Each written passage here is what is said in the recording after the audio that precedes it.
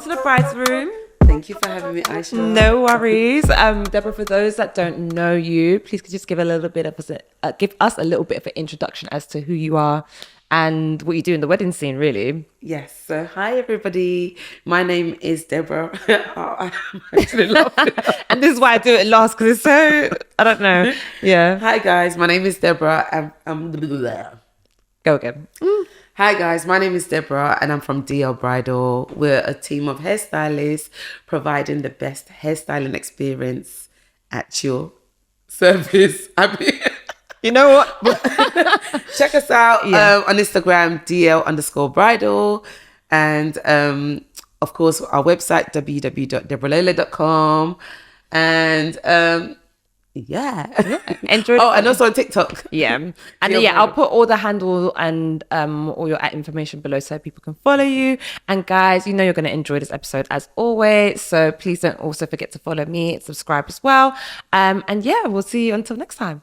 Thank you. Bye. Oh, yay. Aisha. That was a lot of conversation. We could go on and on and on.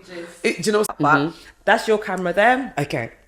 That's my camera. Okay. That's our camera. Okay. So I can look that way. I can look that way. Okay. But I don't ever really use this one for no, because you're looking that way. Yeah, exactly. Cool. So feel free to interact, engage, no all of that. problem. But hey guys, welcome back to the Bride's Room. It's Aisha back.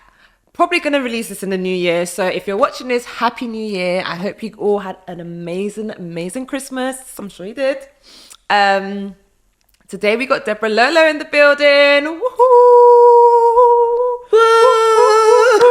I'm not going to do it. We have no Leslie, no Rose to cheer us in the background. So we're going to have to cheer ourselves today. Yay! Do you know what I just did? I just got the 2-finger sign. Yeah, I know. That's my favorite. favorite. That is such a millennial thing. There was this meme that I saw, and it was this guy. It was a video of the guy saying, "I'm not gonna do it. I'm not gonna do it. I'm gonna do it." I did it. And that's okay. No. Welcome, Deborah. Okay, cool. So for those of you that don't know, Deborah is a designer hairstylist. That's what she told me. That's what she told me off the cameras. No, but for real, she does amazing hair, guys. And obviously, you were my wedding hairstylist. Yeah, so you did my bridal hair. Both my first and my second look, amazing. Thank you. And we're just going to talk about all wedding hair stuff, because last time we spoke about makeup stuff and everyone was like, oh my God. I don't know if you saw. I did. I watched the Edith's one. That was so good. Yeah. I really enjoyed it. That was really, really good. Yeah. So obviously it just makes sense to also talk about hair as well. Of course. There's so much that goes into it, from terms and conditions to just, overall stories that we've seen online, I'm not here for tea. No, you are. Anyone that won't come listen. This is a gisting room. This is the bride's room. The bride. I got my water. The bride likes to. When they say drink holy your water, and mind your business. No.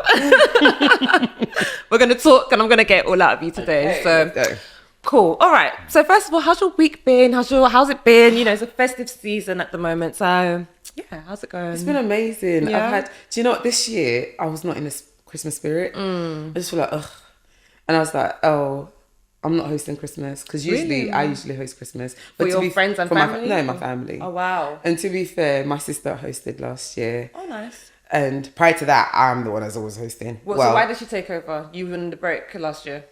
I don't know, because she's got a family now. So it was just nice for her to have Christmas for her kids. Yeah. And so this year I was like, I'm not doing Christmas. And then I thought about it. So everyone voted in a family group. And everyone voted for me.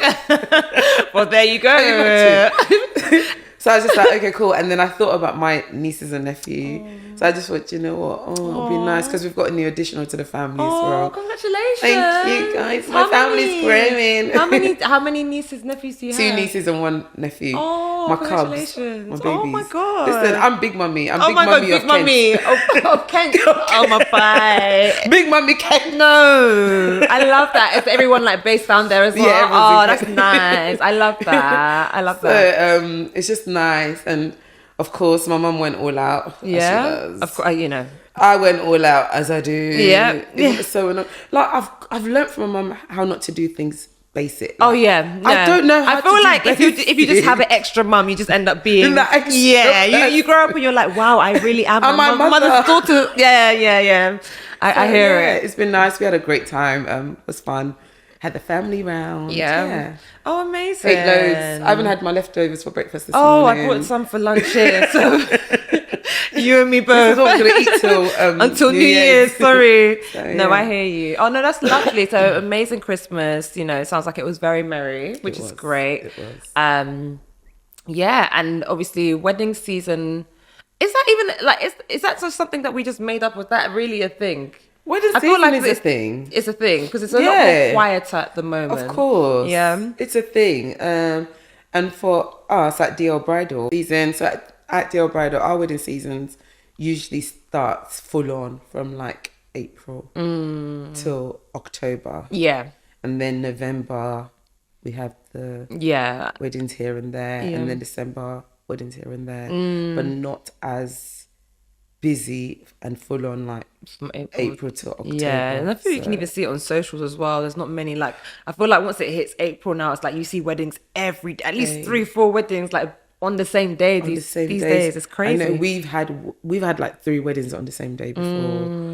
And before I used to think like last 2 years I used to think it was because of the pandemic. So everybody, of course, wedding that spilled over from 2020. I don't think so, though. But now, this year, there's no more pandemic. There's no pandemic brides or grooms. No, it wasn't. No, there isn't any. I don't think that ever really was a thing, to be honest. Because I remember even like, so I'm kind of digressing, but anyway, I'll bring it back. Yeah. But I remember even like when I was booking... So, because I got engaged in the pandemic, I thought, oh my God, we need to hurry up and book our venue because there's going to be so many people to compete with. Yeah. There was so much availability with the venues and stuff. It was crazy. No, but that's because you need to remember, maybe that's because of the pandemic as well. And when I say because of the pandemic, because people had lost their jobs and people not booking. Yeah, fair enough. And me saying like having like 3 weddings a day, like 2 years prior, most especially was 2022. Most especially because weddings that were meant to have happened in 2020 spilled over into 2021, 2022. That's what I thought would happen though. So I genuinely thought though that the venues would be booked because the spillover would it, but it didn't happen anyway. You didn't get affected. It didn't get affected. That's good. Here to tell the story. So no, all good.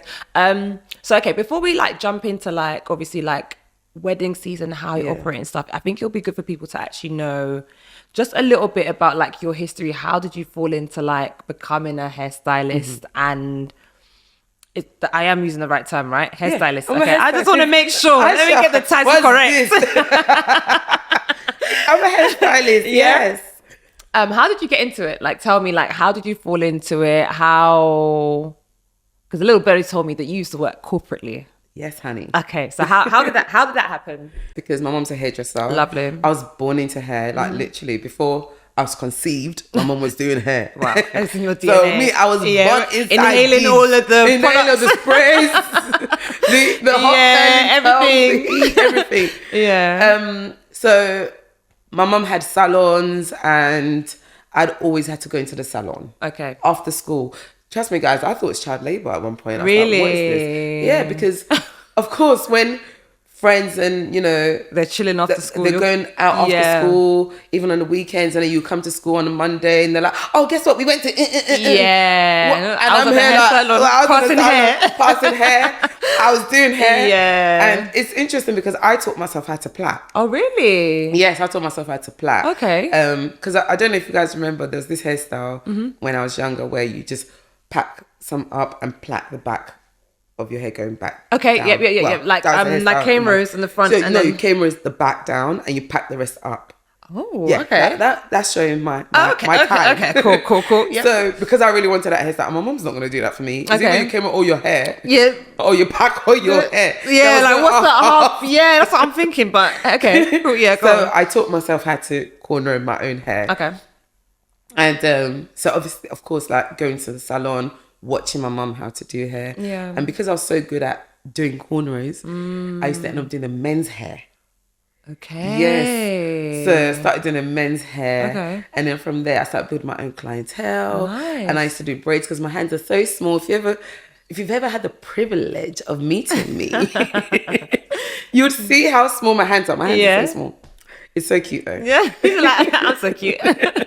So I could literally catch the shortest hair length. I don't think anymore, but I did used to very, very well. Oh, okay. Yeah, so my mom used to make me do the braids. Oh, wow. And yeah, so it just started from there. And of course, my mom had Jamaican hairstylists. Oh, nice. So obviously learning from them. So they're my Jamaican aunties. Oh, wow. So okay. Learning from them, learning from my mom. Like, it wasn't a case of, oh, Deborah, stand here and watch what I'm doing. Yeah. No, it was literally me just being around. Yeah. Everything that I was seeing. Yeah.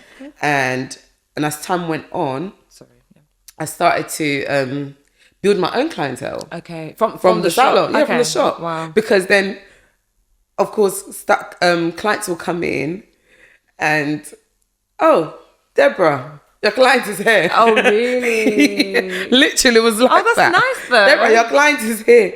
And that money all went to you? No, the money went to the shop. To the shop. Okay, yeah, cool. I don't know how it works. Yeah, so the money went. Okay. I don't know. It's not like I'm renting a chair. I don't know. Just saying. So it was nice. And don't get me wrong, for a while, I did used to be annoyed because obviously as a child, you would. That's what I'm saying. You would want the money. I don't want to go to the salon. Yeah. I want to stay home. And then as time when I turned 15, when I was 15, I remember one day because my mum's opening hours was Monday to Sunday. Oh wow! 7 days a week. Wow! And then of course on Sundays, Mum got tired of going to the salon. So she said to run it. She said this is her proposal to me: if you go to the salon on Sundays, you keep whatever you make. Oh, nice. I said, hallelujah. I said, say no more. I said, hallelujah. Oh, yeah, everybody come on a Sunday. No, for real, I would do the same. It was that. Even my friends.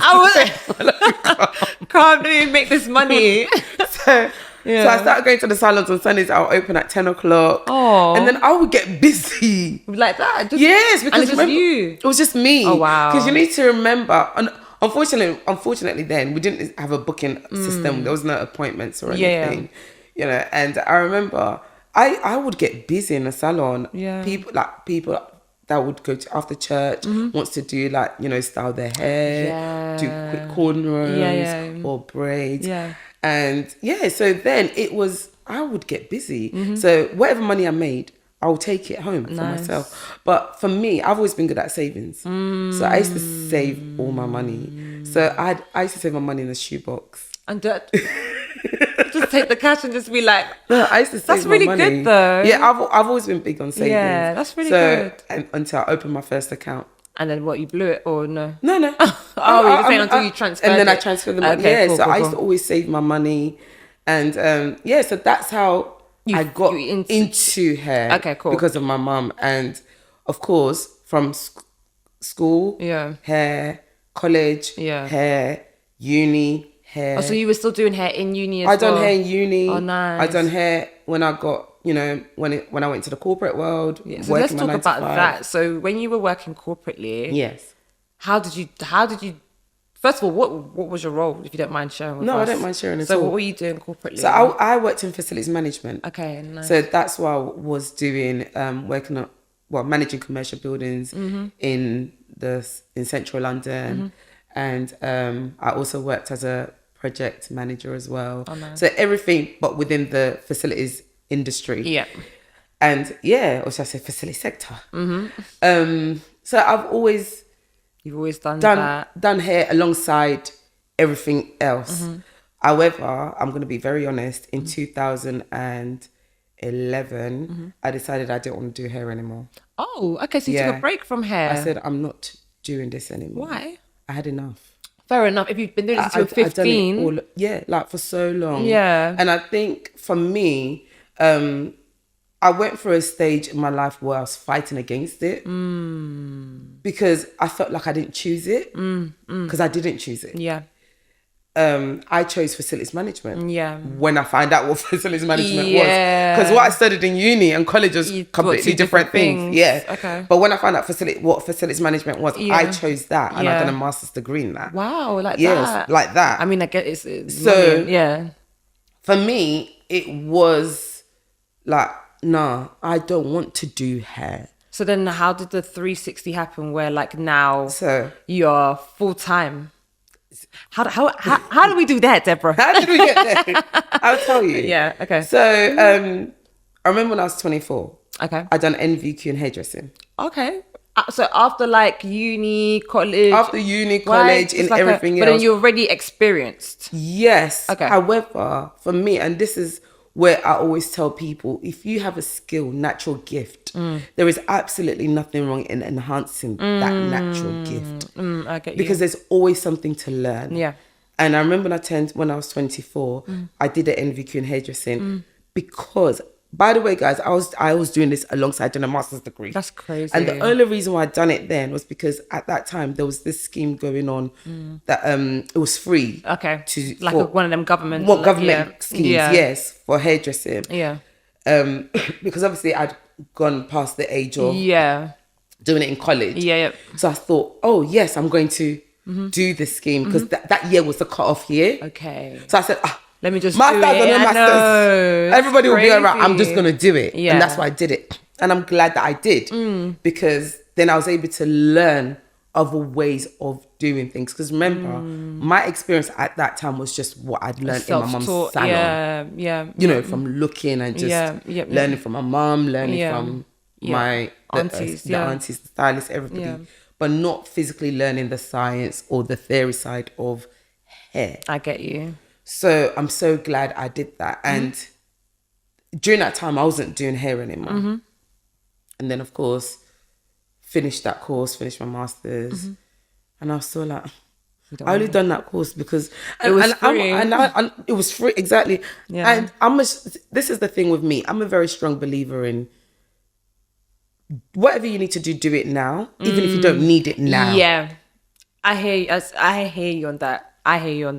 That's me. Because I did my professional, professional Qualification. Professional qualification. Like one day I'm going to get pregnant and I'm not going to have time. Yes. Here I am. And I'm thanking God that like I did everything when I did do it. So I completely get you. Because I'm the biggest advocate for things like that. Because I'm one of those people, if you know what it is you want to do, you always have to think ahead and think about what steps. Yeah, and kind of like work your way back. Yeah, to that place. Yeah, to get to that place eventually. Yeah. So that's the way. Even when I was doing my masters, I did my masters then because an opportunity came up because the company I was working for sponsored it. Makes sense. So I said, let me do it.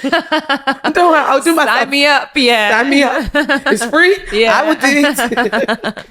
Yeah. I'm still getting paid full time wages. Yeah, I would do it. Sign me up. Yeah, sign me up. So I'm just that person. Yeah, and so that happened, and however, with bridal hair. Okay, cool. So so you transited. So you did the facilities. Yeah. You did your MVQ. Obviously, I kind of want to know though, what made you be like, I'm ready to leave full time? Oh, that didn't happen too much years later. Yeah, but like, how did we get here though? We got here because, of course, working alongside doing hair, I got to a stagnant position. What, in your corporate career? Both. Oh, really? Oh, yeah.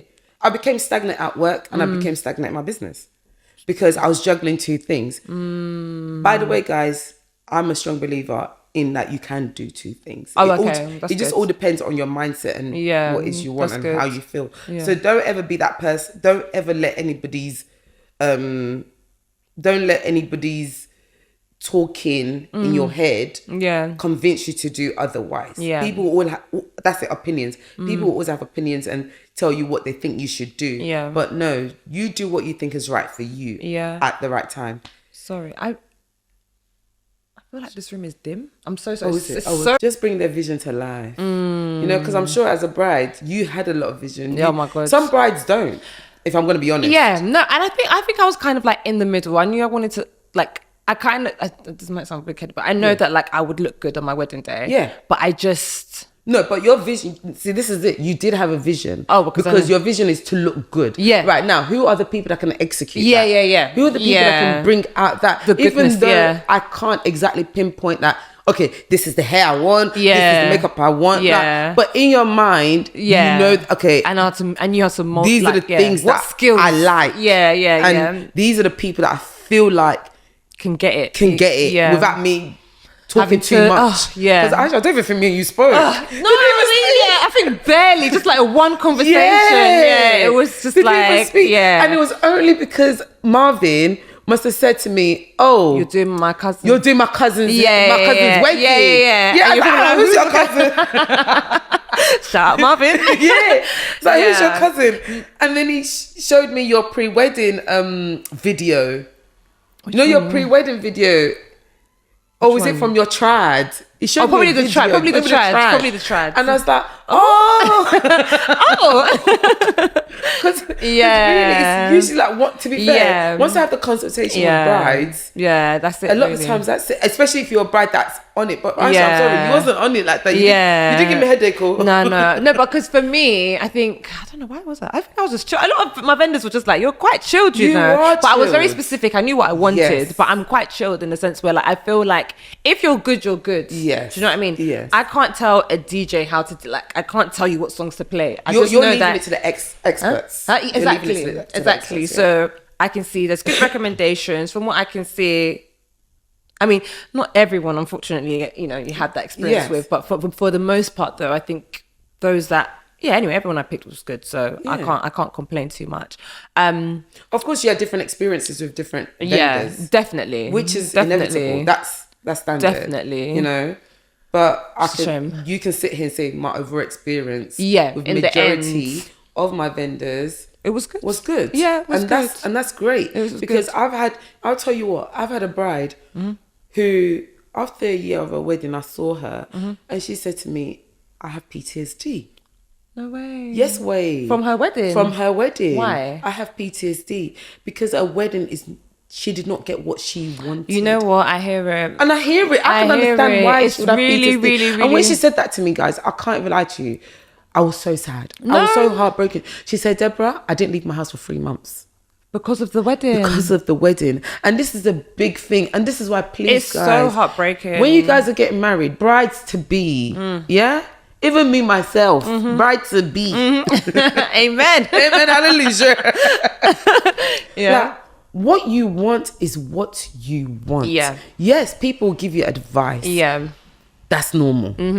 But you take the important things or what you need to take from those advice. Yeah. Don't take on the whole advice. Yeah. Oh, do it like this way. Use this vendor. Use that person. But sometimes you don't even do that. I completely resonate with that lady in the sense where like I get it. I do get, because even for my wedding, even though like on the outside looking in, it was perfect basically. Yes. But and so was her wedding. Do you get it? So was her, because I told her. I remember saying to her, "Listen, I had the best time at your wedding." Do you know, like probably like that's what I'm saying. So many brides like probably have like the perfect looking wedding, but if you ask them, was that what you wanted? Yes. A lot of them would probably say no, it wasn't. And I think that was even like for me as well with some things. It's just little things like wrong chairs.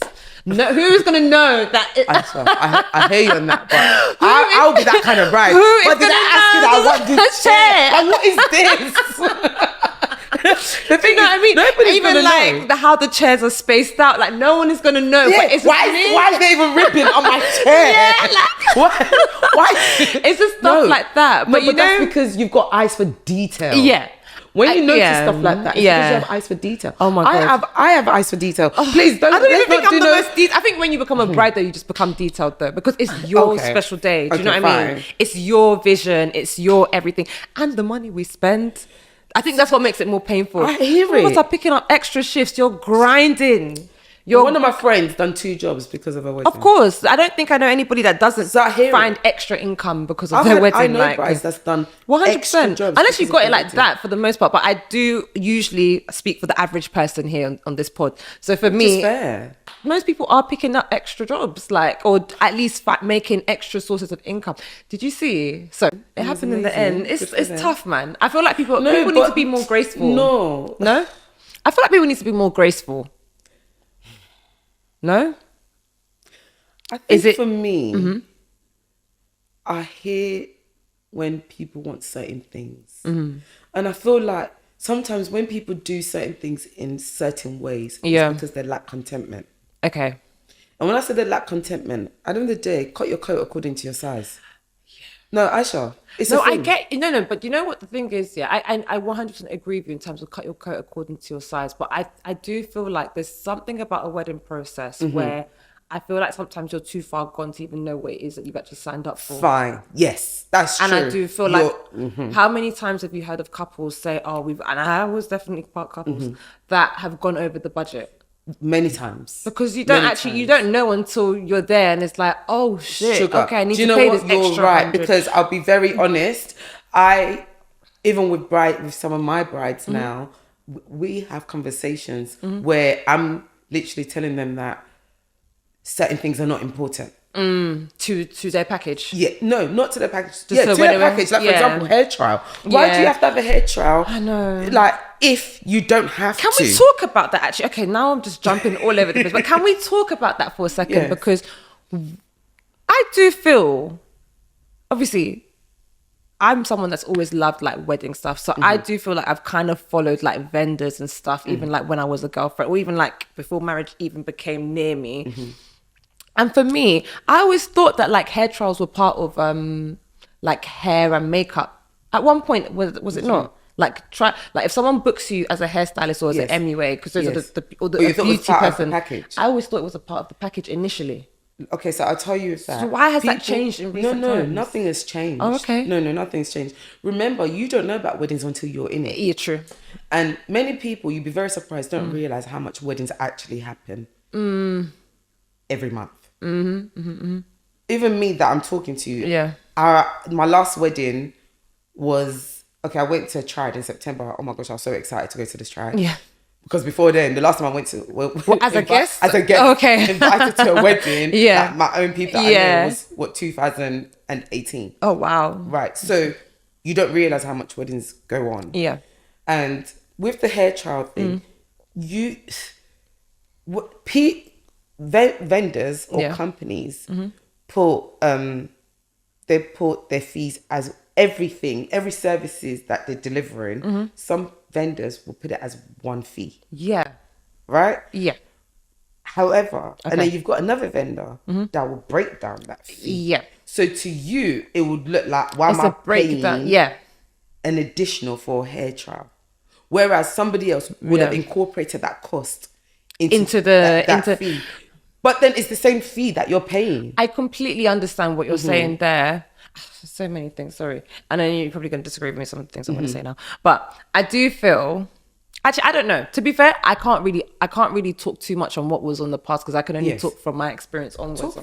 But I do feel like, I genuinely, because when I used to speak to like older girls that got married, for example, like I'd be like, they did their trial, and of course I feel like it was more affordable to have like the one package. Whereas now it's almost like the trial itself might as well even be, it's time.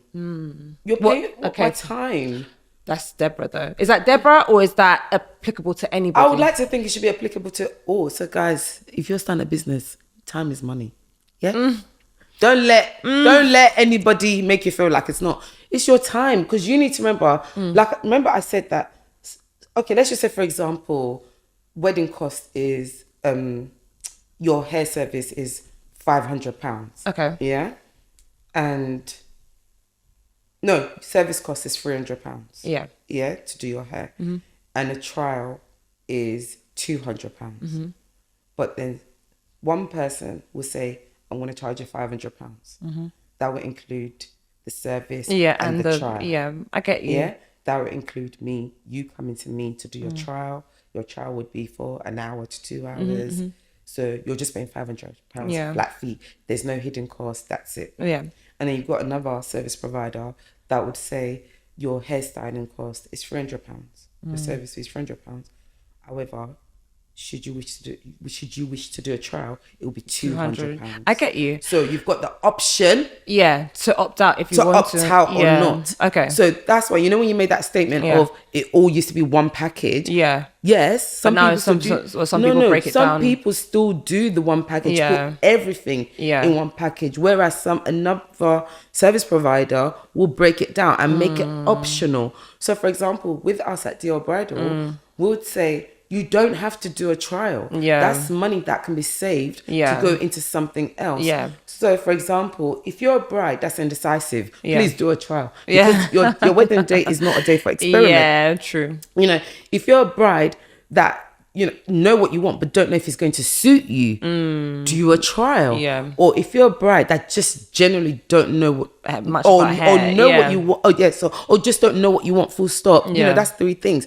Then do a trial. Yeah. But if you're a bride, because I've had brides, you know, that know exactly what they want. They've got the mood board, everything. Yeah, sorry, and they're just like, I'm not mood board babe. Trust me, I've had brides that had mood board, and I love it. Yeah. Okay. To be fair, excuse me. So. But my sorry, I was just gonna say. So if you fall into any of those categories, then do a trial. And if you don't do a trial. Put that money towards something else. Yeah. Okay. So my thing is, to be fair, when I didn't really feel like hairstylists were, well, bridal hairstylists anyway, were as notorious as MUAs, unfortunately. She said notorious. Sorry. When I was doing my research, I can't remember. I just go off a feeling, and I don't remember feeling anything like it was kind of it was kind of just. We're nice people. Yeah, well, some of you, some. Okay, fine. But what I was gonna say, basically, my thing is, I don't know if it's the same model because I know, like with makeup, the reason why I was frustrated a bit was because. On a normal day, party makeup, birthday makeup is X amount, but then obviously for wedding makeup, it's times 1,000.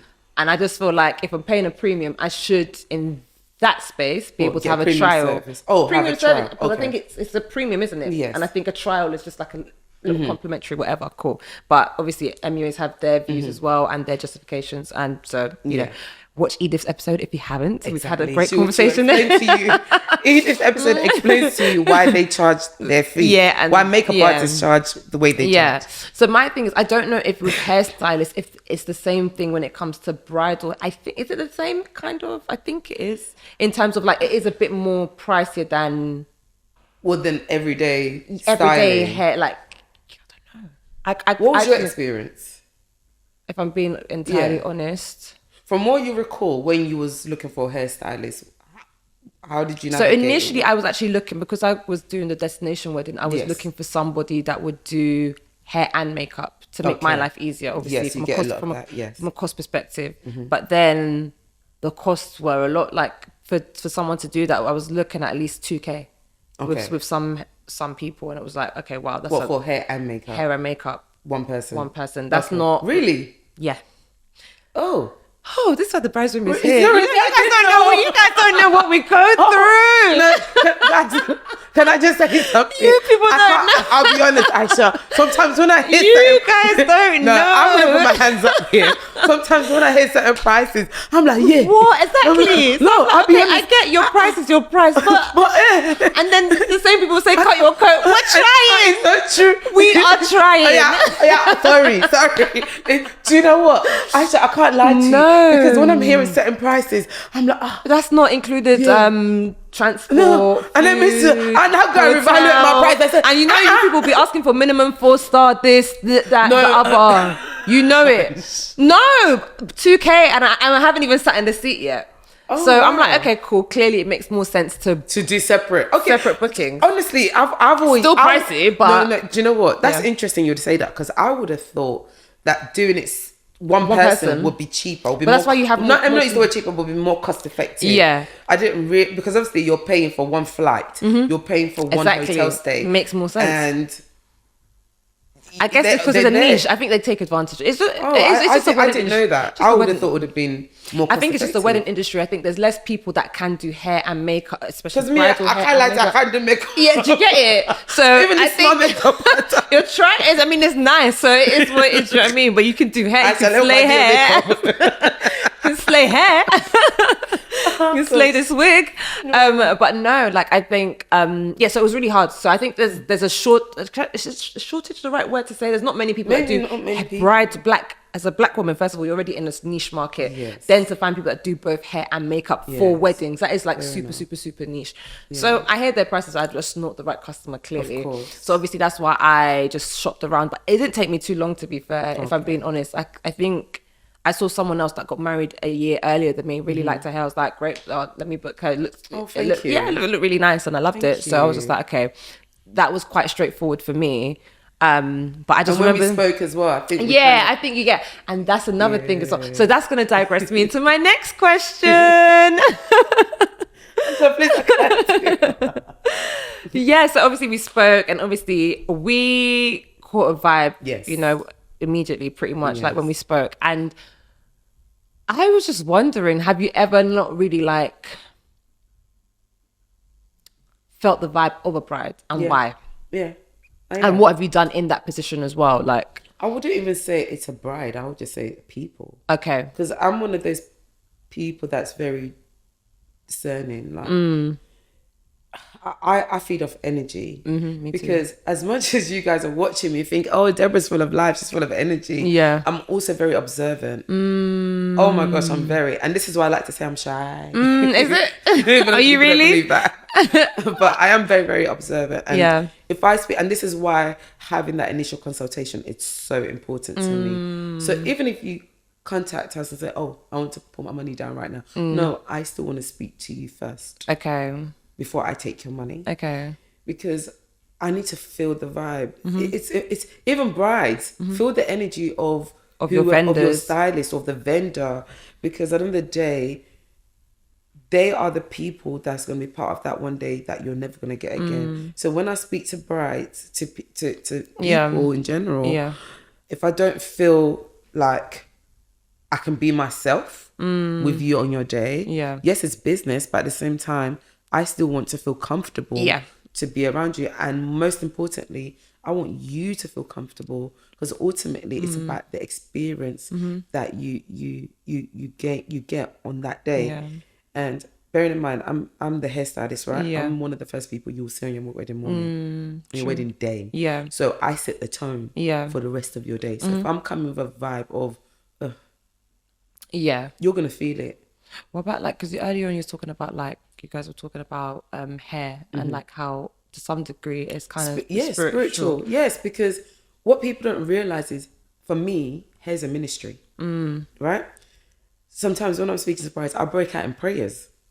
Oh wow, okay. We didn't know Pastor Lola. Hallelujah. Like, literally, I break out in prayers. Like, I start praying for the bride. Wow. It's crazy, but I don't purposely do it. It just happens. It just comes out. Yeah. Like, oh my God. No, I hear it. So for me, I don't want to just touch anybody's head. I don't. And I don't want anyone to feel uncomfortable for me to touch their head as well. You know, it's a spiritual thing for me. I can definitely co-sign that as a bride as well. I was very particular as well who's going to be touching my face and my hair as well. I didn't personal space. Yeah, exactly. I didn't very, very close. Yeah, exactly. And bearing in mind, on your wedding day, I'm probably going to see you naked. That part. No, for real. I'm going to touch your feet. Yeah, you're going to be very intimate with the bride. Close to you. And when I say I'm going to see the bride naked, is when I'm helping her dress up. And people don't realize that as well. You don't realize it until the day. By the way, when I say dress up, I mean like the dress. Yeah. You know, I'm very, very close to you. So you want to ensure that whoever you have around you on your wedding day are meant to be there. They are part of the people that would elevate you spiritually, internally, make you feel good and make you feel happy. Yeah. You had any bad bridal experiences? Has someone actually said they don't like your work as well, actually? In Jesus' name, I won't have that. Really? You've never had anyone say that? That's really good. In Jesus' name. Obviously, I'm not saying they should say that. In Jesus' name. How did you handle it? But I have had it. Come on, I'm not going to sit here and say it's been perfect throughout my 10 plus years. No, it hasn't. I've had my own fair share of not great times, you know. But that's business for you. You know, because how do you learn if you don't experience certain things? There's no way you can grow if you're not. If there's nothing to learn from. I get you, but then but in this generation of social media, people have you ever had someone try to take it there? Okay, I've not had anybody take any situation to social media. Okay, that's good. And I pray to God that I don't. Okay. You know, and I think sometimes reason why certain situations are taken to social media is because of how it's probably initially dealt with. Okay, so let me tell you the story about a girl that I saw on TikTok, and she got her hair. So long story short, let me try and give you a short, brief overview of what happened. She went to a salon, got a wig installed for a cruise holiday that she was going on. I believe the wig was meant to be like some sort of like reddish, gingerish color. I mean, you know, like colored hair, usually you kind of want your roots to be black, so it gives that more natural look effect. So she had pointed out, I don't know if it was kindly or not so kindly, but she had pointed out to the hairstylist at that moment in time that, the roots aren't done. So the hairstylist proceeds to go to the back, get actual dye, allegedly, this is all alleged, and comes back and then decides to like tap the dye on the wig. That's it. And she's like, okay, happy days, your hair's done. You look great. You look great. Fantastic. Cool. I think the girl was probably like a bit like, are you meant to be doing this? Not meant to be washed out. But I guess like sometimes if an expert is an expert, you just assume that, okay, it should be okay. Yeah, they know what they're doing, right? So she's now gone on her cruise holiday, discovers that she's now got pus growing out of the area in which the dye was left on her head. And it had infected all of that area. So obviously she still kept the wig on, which is actually quite interesting, to be honest. Because if you're feeling some type of way, take it off. But maybe, I think she was on a cruise, so I don't know. So what? I don't know. Take out the wig and take the I don't know if she had I don't know if she had the equipment to do so, but that was the argument that some people had. Okay, cool. So that was her story. That was her experience. She, you know, I think she got the treatment that she needed on board. So cool. She then obviously proceeded to bring this onto social media. I think she tried to contact the hairstylist to collect a refund. Obviously, this is where it gets techie now. She's like, no refunds. Maybe because she had said that she was happy with the hair at that moment in time. But it's like you can't predict. Because the service is still provided. Service was provided, but she's now reacted hours later. So so if she reacted to the dye, so of course, where the stylist is wrong is not doing a patch testing, but then maybe that stylist probably just thought, has probably done it before, where it's just obviously on the wig and obviously not directly to your scalp. So maybe that's why that stylist thought like, well, it'll be okay. I'm gonna actually try and find the response that she put out on. I'm gonna find it because I actually just found it so. So for you, it's the response. Is it not the situation? Yeah, the situation. Because you can't predict the situation from happening, right? Yeah, the situation is the situation, right? Yes. Yeah. Hold on 1 second. I'm trying to find it. Oh, yeah. I found it. Cool. So the response goes, so Miss, whatever her name is, ordered the wig online via Klarna. We posted it and she received it. She mentioned she loved the wig, but was upset it's thin, which we explained. We only used 2 bundles and a frontal in making the wig. All of the info about the wig she ordered is literally explained on the website, and she wanted a refund. We explained all our customer wigs are non-refundable, which is also stated in our policy on the same website. Our custom wigs are all handmade according to the client specification, hence why we don't do refunds on them, but we offer fixing, etc. Because she was a new client, we offered to add an extra few tracks on the wig to make it fuller when she comes in for her install, which was about 2 weeks after she received her wig free of charge. They kind of implied that because she used... Anyway. We did what we promised on the day. I'm guessing once we added an extra track, she still didn't like... Okay, so they're saying that they attempted to resolve the issue. We added... Okay, she still didn't like the thickness as she didn't seem pleased at all about the thickness. We did all she can, add an extra bundle, which obviously will be extra. The install went ahead. She told us in detail what she wanted and how she didn't want the lace anywhere near her hairline and to cut the lace according to the hairline, which we did. She then left the shop and everything was fine, just to find out that she then complained on a few days later, which then the offer to reinstall her wig free of charge by a different hairstylist because we don't want to leave a complaint without solution. Okay. She insisted on getting a full refund. Oh, okay. So the argument is refund. Okay, so she insisted on getting a full refund, which was refused, and now here she's still making false allegations. She seems to enjoy her wig on holiday with the videos of her styling it. Not sure where the reaction was at the time. See you in court. So, okay. So, to summarize. See you in court.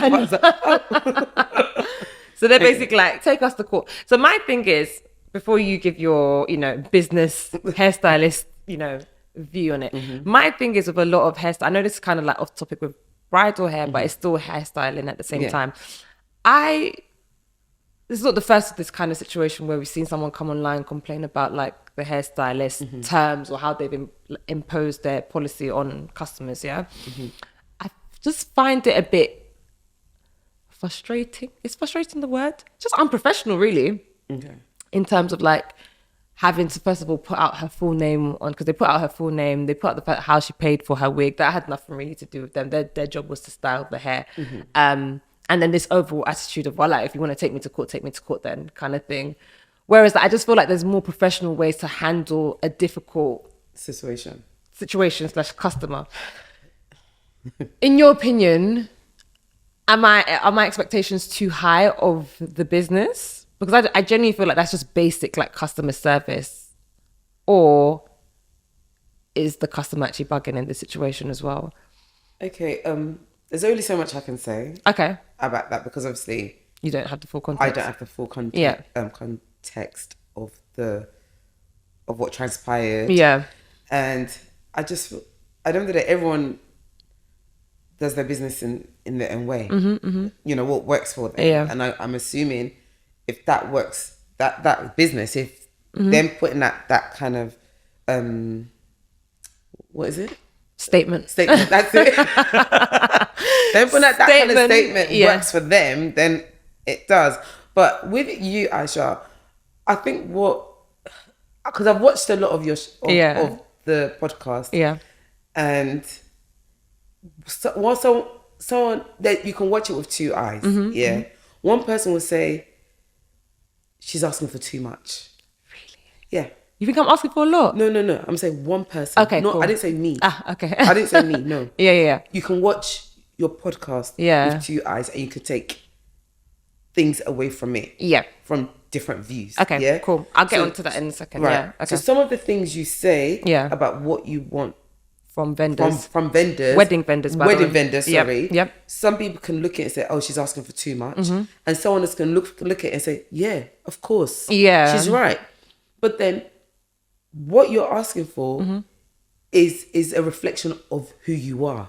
Do you understand? Fair enough. How I see myself. How you see yourself. Okay. How you deal with things in your life, full stop. Yeah. And I'm the same. Okay, fine. So I hear it. Yeah. No, I understand it. Yeah. You know, of course, that's why sometimes, because if I'm paying for a service, I have an expectation. Yeah.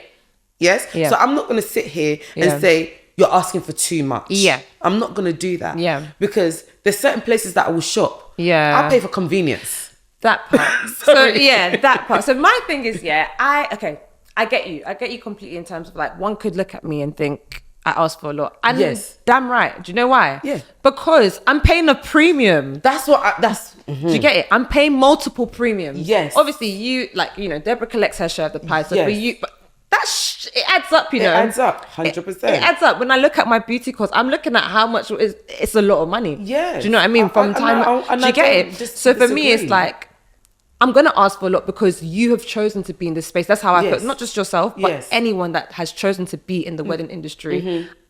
I feel like the reason why I have to speak is because we need to raise the bar. If you're saying you're going to raise your prices, then I'm also expecting the experience to the experience. Okay, another question actually I have for you. Yeah. Some of your expectations, why is that? Is it because I made a statement about saying it's a reflection of who you are. Yeah. But sometimes some expectations that you require from somebody else is because they're looking at it as that person's a black business.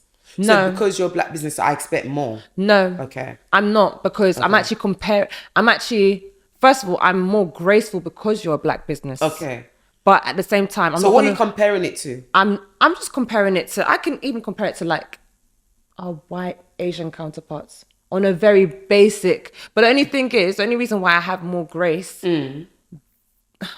this is going to go into a whole BLM. I know it is. I know, sorry. But these lot, they have. Don't say that though. They have the equipment and the resources. Not all of them, but some of them. They have the resources to be able to have like the perfect system and to afford all of this expensive. Let's watch that bit. Okay, so I'm talking about let's not make it about race. But my thing is, I just feel like if you've chosen to be in the wedding industry, so something it's true. If you've chosen to be in the wedding industry, it comes with a you need to understand that it's a highly sensitive. It is. Do you get it? And hence why I agree with you. It's like saying, I want to be a carer. Yes. But I'm not empathetic. I'm not empathetic. I don't care about I'm people. Just here to do what I need to do. It's true, because when people you need people to have say a heart to be inside. I want to be a bridal hairstylist, my first question is, why do you want to be a bridal hairstylist? Oh, because it's lucrative. I said, well, you set yourself up to fail. Because let me tell you, when they deal with you, you're not gonna like it. Do you get it? You're not gonna like it. And the funny, and I don't actually say this a lot as well, but at one point I was an aspiring MUA myself. So I actually, like, that's why when people cap, it's like, stop capping. Yeah. Because I do know what it means to, like, of course, like, pay for your equipment and like get your kit and do all of that. I get that. But like, okay, fine, you want to raise your prices, you have your reason, and that's completely fine. Okay. But all I'm just saying is give the people this. I know the experiences that I used to give people. I know the grace I used to give people. Yes. I know that I've been screamed at as well. Yes. I've had husbands shout at me saying, my wife is wearing too much makeup. I've had that. Yeah. Do you get? So I completely get it. So that's why when sometimes people are capping, it's like, just stop. Just stop. Yeah. Just stop. Yeah. Because you can actually do it. There's little things that you can do. I think sometimes when people, when people's prices are at a certain level, just say it's because of your years of experience. Do you get it? And that's completely fine. That's 100% like one of my arguments as well. I do feel like a Deborah Lola, a Edith can say, okay, you know what? It's really got nothing to do with. I've been in this for X amount of time. I'm not going to tell you why I charge. Do you get it? I'm not expecting. How can you expect a director to stay on graduate salary? That doesn't make sense. Exactly. Do you get it? Exactly. It doesn't make sense to me. So for me, I completely understand it, and and so long as and also though, when you interact with a director, you understand why they're getting paid, why people trust this person, why they are in the position they're in. And that's all it is.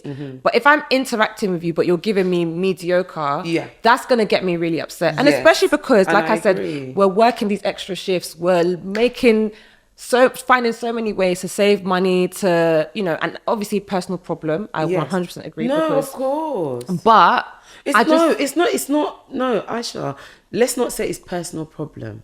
Because at the end of the day, it's not a case of, but I'm not forcing you to get married. No, I'm getting married because that's part of life. But I do feel like a lot of vendors do make you feel that way as well. But that's not right. If anyone's making you feel that way, they do. Right. If anyone's making you feel like that's your problem, which they do, I think you shouldn't be using their service because it's not fair. At the end of the day, the fact that you've even chosen to use that vendor, you two need to work hand in hand. Yeah. Yes, there needs to be boundaries of professionalism. Like, I'm the business, you are the client. Yeah. So yes, there does need to be that boundaries in place, because sometimes there can be too much familiarity. Yeah. That everything just get blurred. Yeah. I get that.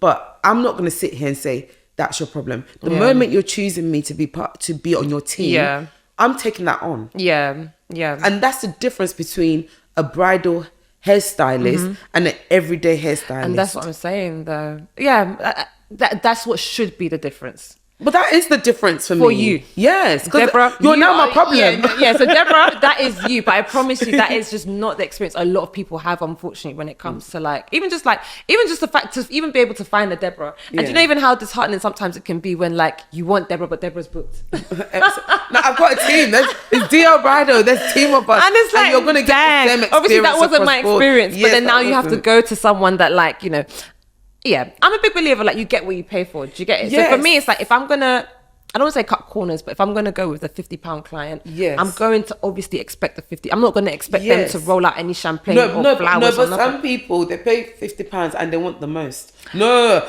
let's talk about that. Let's talk about that. So what is too much? What things make a couple, because it's not just the bride that's getting married, what makes them delulu? Delulu. Yeah, delulu. What makes them delulu? What makes them ask for too much? Do you know what? I think I want to say I'm a premium babe. Yeah, me too. You're a premium babe. But my premium babe comes from, I pay for convenience. Yeah. That's my premium babe. Yeah. Not I'm paying for because you are there. Yeah. That I'm no. It's convenient, so I don't have to repay. Yeah, you pay for those things if you twice. buy, exactly. If you buy cheap, you buy twice. You pay for it twice. Yeah. So that's where my premium babe comes from. Yeah. Not because you're designer then. Yeah. Because I really don't. Yeah. Got 10,000 followers doesn't mean nothing to me. Mm-hmm. A couple asking for too much. I feel like sometimes people have set expectations without understanding what they've gotten themselves into. Like maybe before booking a service, please read the T's and C's. Okay. Yeah? Okay. And it's not necessarily asking for too much, because I'm even sitting there trying to think of when I've had for example, you've booked for a styling service, but then so a styling service, I come to you in the morning. Yeah. And guys, let's be fair here, right? I've come to you in the morning and I've done your hair. Why do you need me to stay till after? Okay. And in that morning, you want to do TikTok content. Oh God. Okay. No, let's be honest. Because TikTok content wasn't a thing when I was getting married, but it is now. So you want to do TikTok content. Okay, fine. You want to be in the shower. Yeah. When I arrive. Okay. And not be ready for me. Okay. And you still want me to stay till when your dress is on. Yeah. And I've gotten to you at 6 a.m. Okay. Yeah. Fine. Fine. Okay. No. That's fair enough. Yeah? It's good for us to know as well. Exactly. Yeah. And you want me to be there till when you be asking, oh, is this part of you staying till after church? I'm thinking, please, how much did you pay me? Is this part of you staying till after church? Yeah. Oh, wow. And I'm just like, hold on a minute. How much did you pay me that I've literally spent morning and afternoon with you, extended this one person? Come on, let's be for real. Or if I say to you, okay, well, I've done your hair now, the service that you paid for, that you saw on the price list. Yeah. So it's not on the price list. You saw, we stay with you to do TikTok content. Yeah. We stay with you to eat a breakfast. We stay with you to shower. Yeah. We stay with you. Do you understand? Yep. That's a lot of expectations. Yeah. And a lot of people, in my personal opinion, it's that you miss what you've booked. And because you see certain things online, you automatically assume that that's included. But you've not realized that, hold on. This person paid a different package. This person paid a different price. Okay. So I feel like a lot of the times, people have certain expectations based on what they have seen online. Okay. So how do you have that conversation in reality? And then when you now have the conversation with them, okay, for example, after they've booked, for example. Let's talk about it. And you're having a conversation. Because I'll tell you now, sometimes with some brides, it's not that they've booked and you don't hear from them again till the wedding day, even though they'll message you every day. Right. So you've got some brides that are. But what are they messaging you about the... It is what it is. You know what? I hear it. The anxiety sometimes. I remember that's what I said. Yeah, and that's it becomes my problem. It's true. Not a problem in a bad way. You know what? I have to take you on because everyone's different. That you have life is still happening outside wedding planning. Yeah. People need to understand this. So if you're coming and asking, oh, Deborah, it takes nothing out of me. Yeah, to answer the question. It's true. It takes nothing out of me. Yeah. Or it takes nothing out of me to calm you down, to say, don't worry, it's okay. Yeah. It will be done. Right? Yeah.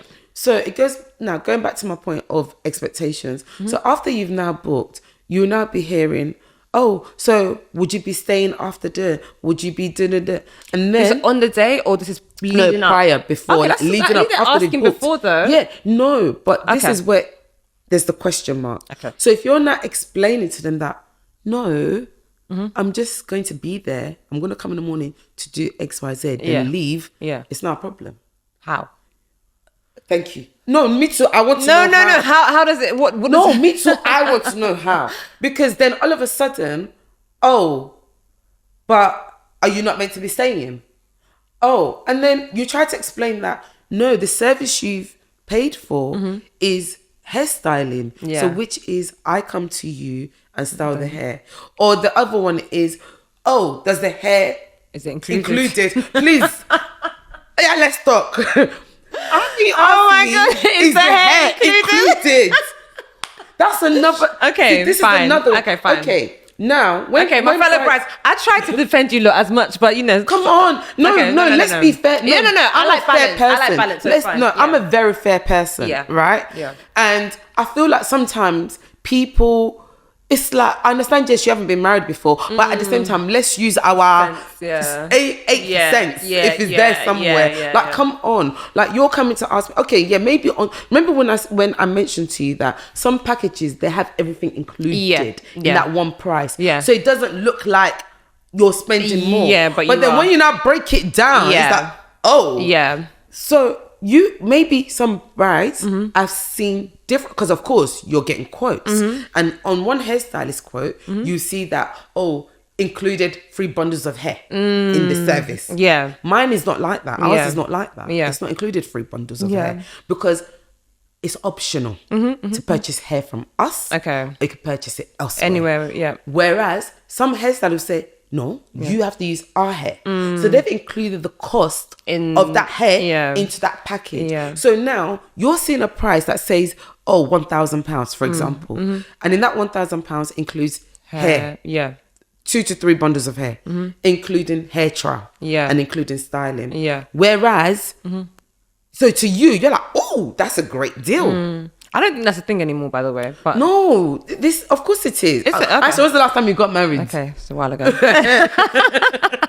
A year ago. Do you understand? So to you, you'll be like, oh, that's a great deal. Okay. And then you've got somebody else that's like, okay, well, this is hairstyling. Okay. If you want hair, we could send you the hair price list. Have a look at it. Okay, cool. So you've got the option to purchase from us. Okay. You can purchase it elsewhere. It's up to you. Yeah. But you can't say in a hairstyling service, is it included hair? Please, do you know how much hair is? You know what? Do you know? I think, so just trying to make sense of that kind of question. Yes. I think the reason why people are probably shocked it's the shock because the shock is shocking you as you're going along through the process.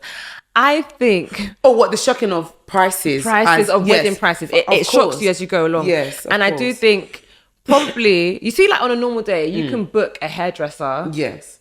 And just go to the hairdresser, and just get your hair... yes. You don't have to think too much. I'm just getting my hair done. Yes, fine. Do you know what I mean? I think... that could possibly be the attitude that some people may have, just thinking that they've just booked a hairdresser and they need to understand and their hair's going to be but that's the thing, we need to learn separate that because you need to learn to separate the two. Okay. And that's why, remember, if it's a case of just a hairdresser, okay, go and book your hairdresser off the high street. Yeah, and go into the store. And have that conversation with them. You know? But it's so funny. I'm not going to talk about any other service providers, any other vendors, but I'm going to talk about hair itself. Yeah. It's just like when someone comes and says, I want a wig. Yeah. Yeah. With styling. Yeah. And I only have, let's just say, for example, £600 budget. So you want a wig made. You want the bundles. Yeah. You want the hairstyling service. All in the £600 budget. Yeah. By the way, I'm not saying it's not possible. But let's be realistic. On an everyday, you're probably going to spend more than that. And you want it coloured. Okay, fine. On a normal day, you're not going to get that. Yeah. Just forget the hairstyling part. Yeah. Just the wig. Yeah. And especially, and I'm not talking about buying bundles from AliExpress. I'm talking about real good bundles that is going to last you for a very long time. Yeah. Right? That's going to cost. Right? And then colouring hair is going to cost. Making the wig is going to cost. Yeah. Styling the wig as part of the package is going to cost. Installing the wig is going to cost. Like, come on. I feel like people are being unfair to bridal hairstylists. Yeah. It's like, yes, I understand it's your wedding and I understand that you've got costs coming out of your ears left, right, centre. I get it. But at the same time, you also need to be reasonable towards hairstylists and understand that separate day to day. And remember, on the day of your wedding, the hairstylist is coming to you. Yeah. Agreed. She's coming to you. Yeah. But some brides, this is another one. Some brides, their wedding will be in York. What? And they're saying you're going to drive up? You going to drive up? Where am I driving to? Me. I love my life. Aisha, I love my life. So how do you do it? How does it work? Wait, how does it work? I actually don't know because obviously I didn't get married. Train you. Oh, okay. So they cover the cost of training. Yeah. That's okay. No. That's okay. Yes. You know, I talk but now. No, but they want the service. You've got some brides who'll say, "Oh yes, my wedding's in York," and they want the service for the. But I just want hairstyling. Yeah. Right. Cool. Okay. So they just want to pay the hairstyling fee. Yeah. For your journey, that's 4 hours away. Okay. 4 hours there. Sorry. Distraction. Yep. So they want the service for your wedding that's 4 hours away. So remember, 4 hours to you. So which means you're going to be leaving from the day before. Your wedding starts at This way it gets 12 p.m. or 1 a.m. I'm sorry, 1 p.m. So your wedding's 4 hours away. So obviously I'm not going to travel to you on the day of your wedding. I want to travel to you the day before. So meaning I have to stay over. That's because of the location of your wedding. Or your wedding's in one bush. That's one mad. Far away land. Yeah? Yeah. And then journey 4 hours back. You tell me, is that not a day of traveling? But you just want to pay that styling fee. What's the point? But I've been gone for the whole day. Plus overnight. Yeah, it's a trick. It is a Let's tough be one. fair. Yeah, no, I because get when it, you're at work, when you're in your office, and they're telling you to go to travel to, you do expenses, isn't it? You do expenses. You to travel. So would you charge a full day rate? Wow. Because it's my. But why don't you charge a travel fee rather than a full day? I'm not charging a travel fee. Yeah, the travel is excluded. The travel fee is excluded, and it'll be a full day rate. Because you need to remember, in that day, I could have had other bookings, but I've dedicated a whole day to you. Wow.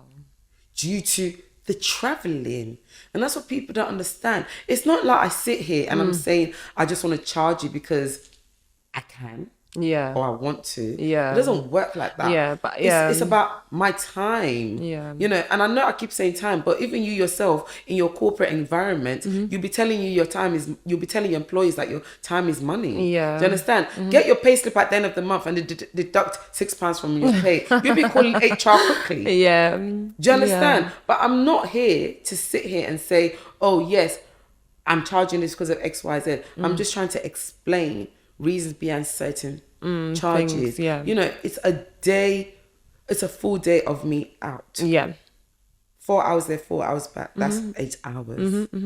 So let's be fair. I think you made a statement and said it's about balance. And it is about balance. Yeah. Of course, when you're dealing with people that can't explain their reason for certain things, which maybe some people can't. They can't. Yeah. But I can. Yeah, no, it makes sense. It makes I think, if I'm being entirely honest, I just feel like, and you might flog me for this thought process. You might, but I just feel like the wedding industry just needs to be regulated. And there needs to be, this is not probably going to happen for many, many years anyway, but I feel like there just needs to be some sort of body that is able to be like, okay, you've done 5 years, this is what you can do. You've done X amount, this is what you can do. You have no certification, this is what you definitely can't even be here. Do you know what I mean? I just feel like there needs to be some sort of like FCA or some sort of like, you see like how schools have Ofsted, financial industries has FCA, the health sector has all of these bodies. The wedding industry is just one of those industries that right now everyone is just running around crazy like lucrative money. No. And couples are held at gunpoint because it's your one day, obviously. No, that needs to be regulated by the couple. How? And when I say regulated by the couple, do your research. What do we do? Do you? Oh, what do you do your research? I do my research. I did do my research. Some of us, when we're girlfriends, we've already been researching before we even got the ring. Me, I already knew who I wanted before. Do you know what I mean? So for me, I've been researching for years. Do you know what I mean? Obviously some of the terms and conditions, they do shock you. I'm not gonna lie, because even on a normal day when I go and buy a McDonald's like cheeseburger, I'm not gonna read terms and conditions. You know? Like, it's just human. Some people don't even read like their employment contract. Do you know what's interesting? What? Some people don't even listen. True. Some people hear what they want to hear. True. Yeah, and that's where people are getting it wrong as well. Because at the end of the day, you need to remember, like I said earlier on, before you book DL Bridal, I want to speak to you. Yeah. Yes, and I'll explain to you, this is what it is. Ask all your questions. But is that how you think couples should regulate? By asking questions? Asking questions. So but that's another thing as well. So another thing that made it hard was that some vendors are really hard to get a hold of after they've collected deposit. Well, that's their cup of tea. But then how can a couple actually regulate if it's hard to get a hold of somebody? Because I did also have that problem where, like, I don't want to say it's a problem, but some people are just very confident in their ability that is like, Don't worry, I'll be there. I'll be there. And it's like, that's great, I know. But I've got questions. I've got things I need to, we're two different cultures. We're trying to pull something together. We might need to tweak something. Yes. Can you do it? And I get it. It's hard, obviously, if you're the person that's also on the ground, but then you're also doing the admin. I get it. Yes. So that's why I'm saying that, like, I do feel like I think maybe in that for that there needs to be expectations set. So, for example, let's just say if you're a wedding planner, maybe say I'll once you're booked, we'll do catch-up calls every 2 days. Twice a week. Yeah. And then you have those moments to have the conversations. Yeah. But sometimes some people do want more than they've, I don't want to say paid for. No, that's the wrong I get what you're saying. But they just feel like they own you. Once they book you, it's like, you're mine. No, literally. You're my hairstylist. You're my hairstylist. I own you. And I feel like that's where sometimes you feel like your expectations are not being met. So if you put, yes, T's and C's are there for a reason. But sometimes, because people don't read it. Or, like now, for example, I will speak to Brad and say, this is what it's da-da-da-da. Yeah. And then after, you're not telling me, oh yeah, but why? Why, this? Yeah. But I've already told you what it is. Yeah. And this is what's on the T's and C's. So what more could you possibly want? Yeah. Okay, the more that you want, that's, by the way, when I say what more could you possibly want, I'm not talking about my own brides, because hallelujah. Yeah. My brides are great. But people that they're prospects or inquiring. Yes, they're inquiring. And I don't know. It's a tough one. You definitely can't please you can't please everyone. You can't please everyone. And people, we have to acknowledge there are Bridezillas. It's a whole brand. Do you know what I mean? That we pray for those people. That's what I can say. And you know what I'm saying? Like, do your research and stuff. Sometimes people book. I've had brides book me off vibe. Yeah, no, I'm never joking. No, they've said it to me. They said, I said, so how did you find me? They'll be like, oh, I saw you on Google, but when I spoke to you, I just thought, that's literally. And I'm like, so you didn't go and find reviews. No, but that's all it is, because it's someone that will listen. Yeah, it's someone, and that's what you need as a bride. Like, sometimes you just need to just, like, hearing you just say, okay, it's okay, or yes, it reassures a person in so many ways. And sometimes you have to also acknowledge as well, obviously I don't speak for like those that are like unrealistic with their expectations, but some of us are genuinely just so stressed out. Okay, I didn't really have the most negative experience, but I do completely resonate with people that, like, you might be dealing with really tough family drama. Let's say the husband's family and the bride's family are just not, like, they're just not gelling. Yeah. And on top of that, having vendors that are just not even listening. It's frustrating. Do you know what I mean? And it's kind of like, the way I'm sitting here, I'm not sitting here as a bridal hairstylist. I'm sitting here as a person who's also a client. Do you understand? I pay for services. So I get it. It's just like when you have contractors in your house, you have those uncles, and you're telling your uncle, I don't even use those uncles because I've learned the hard way. And you're telling your contractor, I want it like this, I want it like that. And they're not listening, doing whatever they want. Bro, we end up fighting. Or when I'm doing my braids. Why? Wait, what happened? When I'm doing braids, we're fighting. What, for someone else? I have someone else doing my braids. Oh, is it? You're still fighting your hair? Fighting. I'm fighting my hairstylist. Oh, because you know what's good looks like. Because I know what I want. I know how I want it to look. So me and you, I'm like, auntie, no. Auntie, I said do it smaller. But this is what I'm saying. So I get what I'm trying to say is, I get the frustration. It's tough. It is tough. It is tough. Like, emotionally. And emotionally and mentally. And then the added financial pressure. Oh. There's a financial pressure as well. And I really hope this year I get a couple or someone that is willing to really go there with me, because these are things that I really want to talk about, because we talk about the airy fairy stuff, we talk about like the disputes, but it goes a lot more deeper. It is deeper. When you start to understand the financial pressures that people go through, and then obviously you see things like that pop up masterclass. Yeah. It makes sense. I'm not saying that they, but for me, it's a clear indicator of like, okay, trying to quickly, let me tell you something. Yeah. But that pressure can be a madness. Let me tell you something. Mm-hmm. One thing that I've come to understand with weddings is it's literally one of the most stressful experience, one of them, apart from trying to buy a house or whatever, that you're going to experience, because life is still happening. Oh, baby. So I get it. Mm-hmm. Life is still happening when you're getting married. Yeah. And I do feel like if you want to be part of the wedding industry, please, yes, as much as a business, but you still also have to be empathetic. Mm-hmm. You have to be. Can you just reload that part again, please? Empathy. No, it is important because weddings is very personal. Yes, it's business, we get it, but unfortunately, it is a personal industry. Yeah, very. It is a personal sector that you're dealing with individual, everyday person's money, not a corporate company. Yeah. So there's a difference between corporate money and everyday personal savings, life savings. People like me and you, money. Yeah. So I understand that. Yeah. And I do feel like, yes, there do need to be a balance. Yeah. And the balance is just simply, you couple, listen. So your expectations are met. Yeah? But, wait for me. Okay, Wait. Okay. Listen. So your expectations are met. And you, vendor, carry your clients along. Answer their phone calls. Obviously, if a bride's calling you at 2:00 in the morning, don't call me at 2:00 in the morning. You can Your wedding, it. Yeah. No.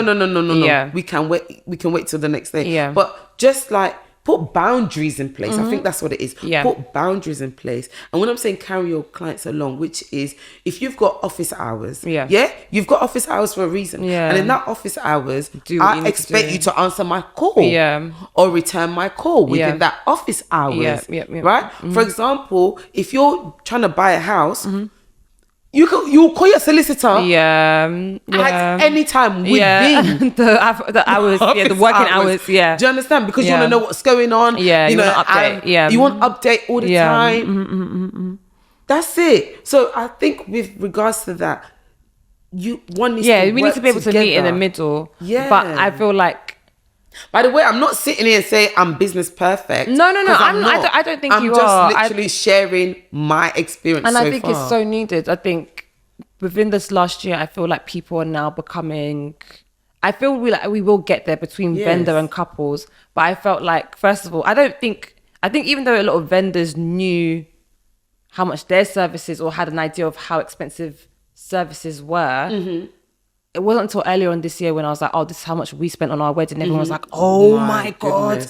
Like, but all the people that said, oh my God, you're probably still going to spend more than that. Do you get it? That was me being you've been transparent, but also frugal AF. There was a lot of things like I cut out that, like, I know a lot of babes that love aesthetics. They will not negotiate on those things. Yeah. Do you know what I mean? So for me, first of all, it felt like I needed to educate people, first of all, both vendor and just everyday people, on how much weddings cost, because I felt like guests also need to stop being judgmental of like what couples can or can't do, because this stuff is expensive even if you do it on a very basic level. And I just felt like vendors could have more empathy if they understood that. I feel like now that we're here, now I need people to understand the emotional side of things as well. So not only like the pressure is a lot. I know. It's a lot. I know. And I feel you know what? it when I thank God that like I was in a position, to be fair, I was able to use all of my money because it was the pandemic. I was not going nowhere, not doing anything. But I can only feel for those that like still have to do everyday life. Every life is still life in. And this is what I say to my brides. And I tell you what, at the end of the day, what people charge is what they charge. 100%. And I think that we need to respect that. Yeah? Agreed. We do need to respect that. Agreed. However, yes, you charge what you charge, but at the same time, we do need to work together.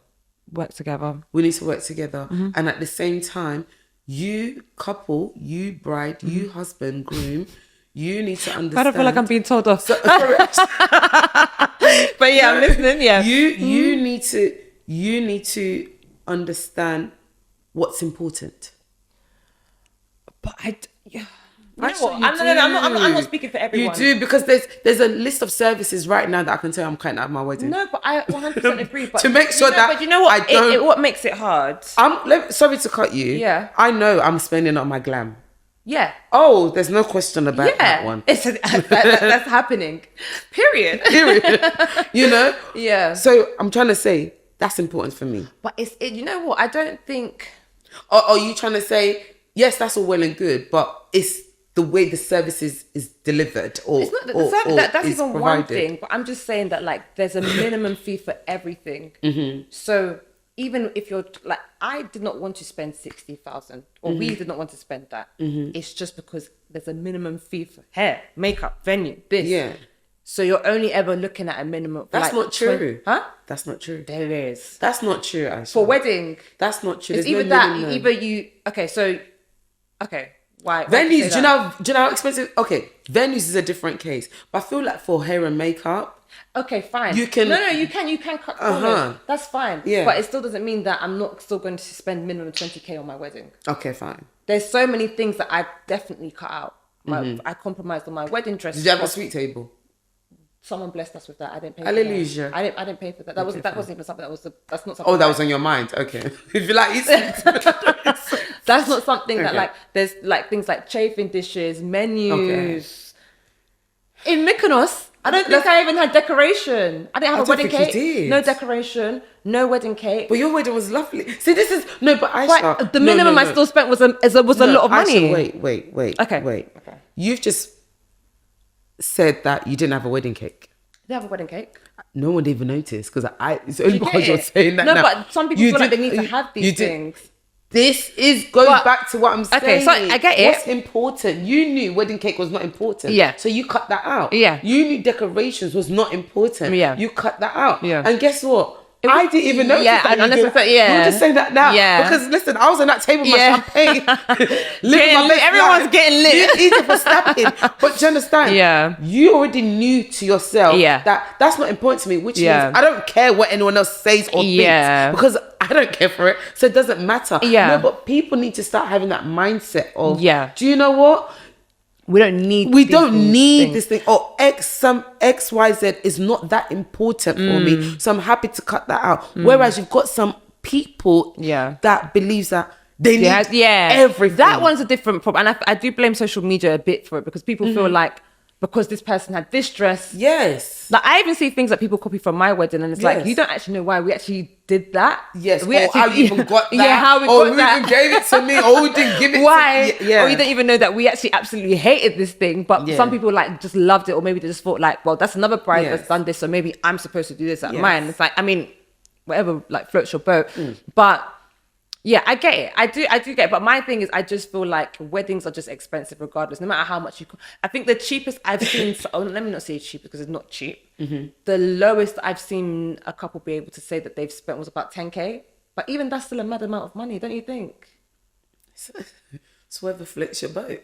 Boy, anyway, each to their own. At the end of the day, it's very much a personal problem. No one sent anybody to go and get married at the end of the day. So I've had a bride that spent 100k on flowers. Yeah, 100 or 200. Sorry, 100 or 200k on flowers. That's what I'm saying. Flowers. That's what I'm Fresh saying. Flowers. And I'm sitting there like, and this is why I needed people to be educated, because. And I'm sitting there thinking, I even had what to do with flowers after? Nothing. But guess what? That floats their boat. It's like, obviously their pocket as well. What it goes back to heavyweight champions. So for me, I'm always like, I'm not mad at anybody. Honestly, from my position is just simply be more empathetic towards couples. Yeah, that's it. Yeah, obviously, don't be empathetic with your pricing. Your pricing is your pricing. It's that simple. Yeah. But if you're charging certain amount of money, then you need to understand what comes with that. Yeah. And also, couples need to understand that if we're booking so-and-so person to be part of our special day, then we have to manage our expectations. Yeah.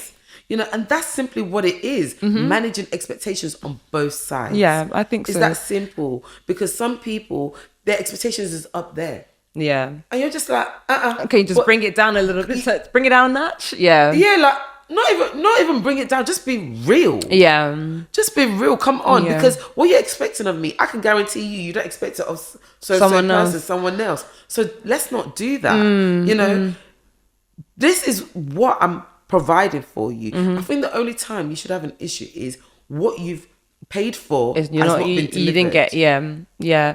No, I get you on that. I can't read. There's nothing to really argue. I 100% agree on that. I think no.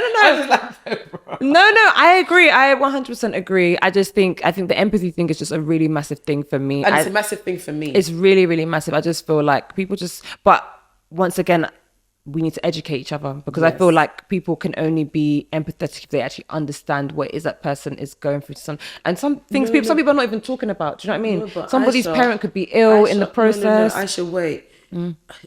For me, the empathy thing is not necessarily just a human thing, your life problems. It's just a human thing. No, you don't even need to tell. Do you understand? Yeah. I don't want to know because I have my own problems I'm carrying on my shoulders. Do you understand? Yeah. Not in a disrespectful way. Yeah. No, I get you. Because first we're and all foremost, human. Do you know what I mean? I'm human, and secondly, I'm a business. Yeah. And in order, I do have to carry my business mind on, my business hat on. Yeah. At the same time, I have to carry my human side on as well, and that's where the feelings and empathy comes from. True. However, at the same time, it's not like, I just feel like when you have, I guess maybe because I still speak, I'm the one speaking to brides directly.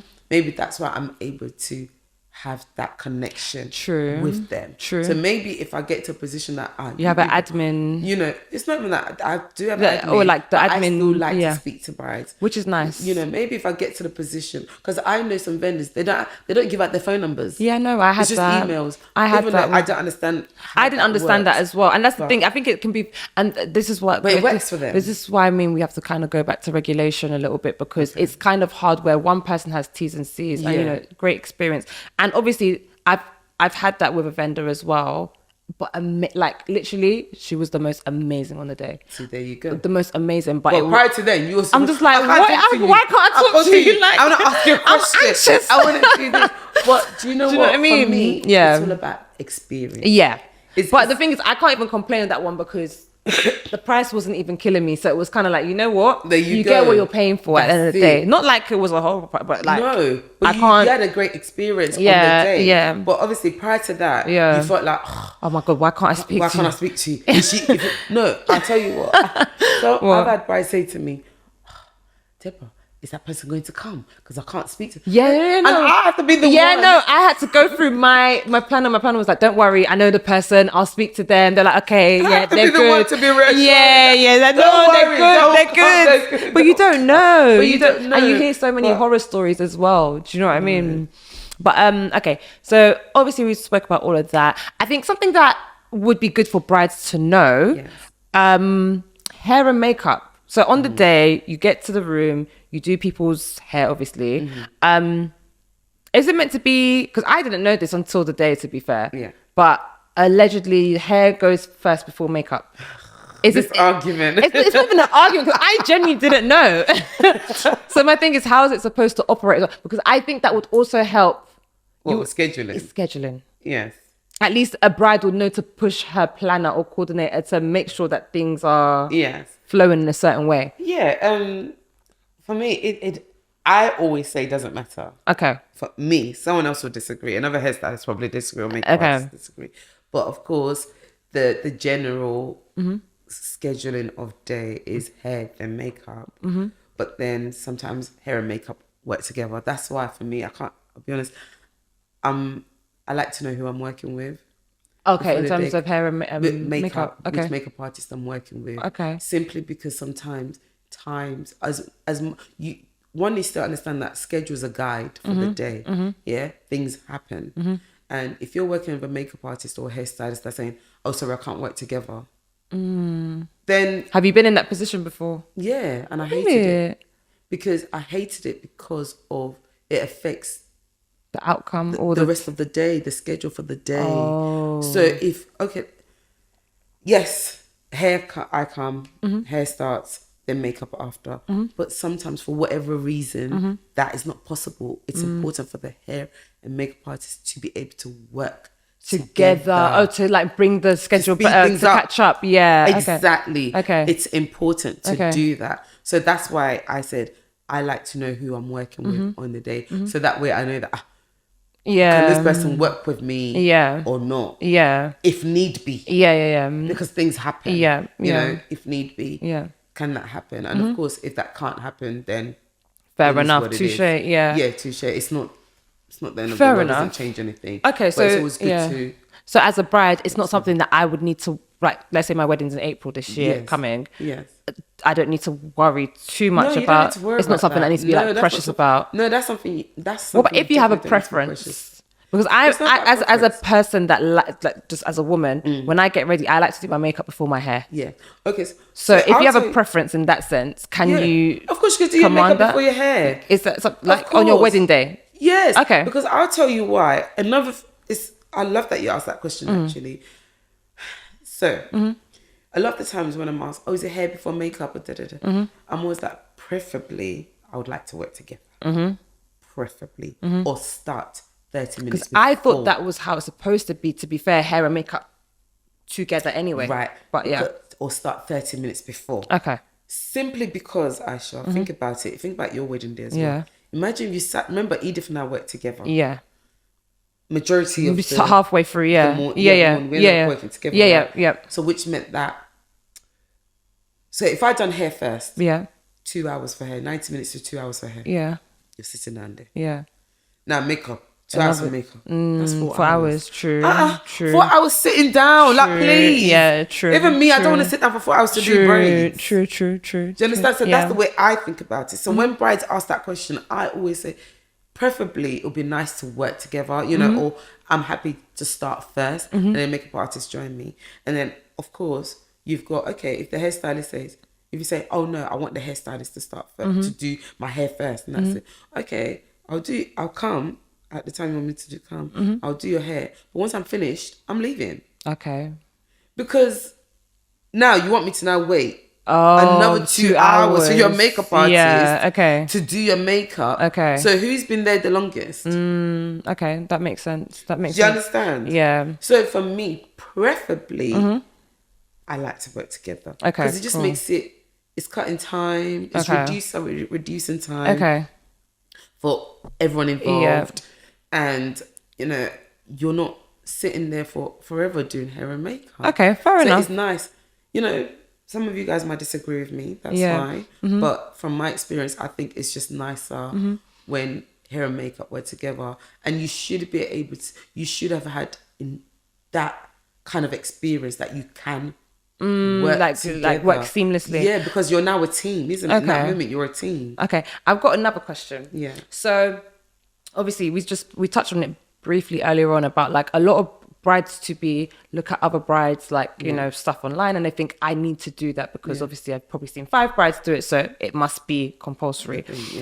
Something that I felt was the word conflicted? But yeah, I think I was a bit conflicted about was wedding hair, because for me personally, I don't like traditional wedding. Yeah, the updos. It depends. Sorry, I call them Robocop hairstyle. What is that? I call it Robocop hairstyle. Yeah, for me, that's how I felt. That's how I felt.